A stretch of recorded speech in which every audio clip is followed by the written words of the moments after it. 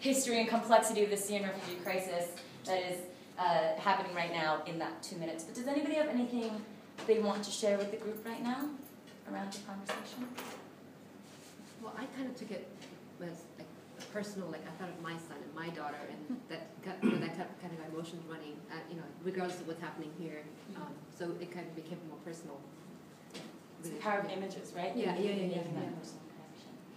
Anyone else? My background is from Pakistan. I'm now in India, and I have heard my mother-in-law and the generation before me talk about their move in 1947, and I know that he will have a brighter future, but it's going to be a tough time now. That's how I look at it. I also think it helps us reflect on ourselves as social creatures and how the emotions of others affects us. That's important to understand. Absolutely. So lots of personal connections, lots of emotionality as soon as an image is up. Anybody get around to discussing why? Why is what's happening in the picture happening?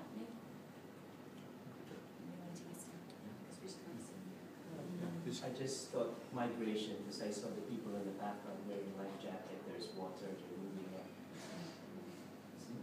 Why might they be Are you moving? saying from a global perspective? Sure. Or why is this man crying tears of joy because he's now on the Greek island? But why is this happening? He's escaped a place of conflict Yeah. where his future was uncertain. Yeah. So he's Until this moment exactly, everything before this moment has been a life-threatening risk.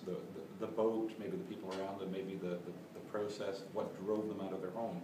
And he's managed to cross the line, and all of that emotion is now unleashed.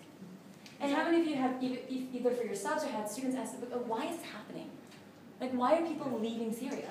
Like, why are people getting on these boats and knowing the risks and knowing that there's this huge potential that they're not going to make it? Why is this still happening? How many of you have thought about that for yourselves as like an inner struggle? Like, how could this be in our world in 2015 today? And how many of you have thought, like, what do I do about it? What can I personally do about it? What do we do about it as a humanity? Like, these are heavy questions. But how many of you think your students are wondering that kind of stuff too? You know? And I mean, you turn on the news, you look anywhere, there's all, whether you can put any image up here of any current event or anything else that's happening in the world. I've done the same exercise with students in year 2 when we did a unit on how we share the planet, and it was around endangered animals, and we took a photo of tiger parts being sold in a market. Like, why is that happening? Why are those tiger parts there? And you can start to get some really powerful conversations just with that.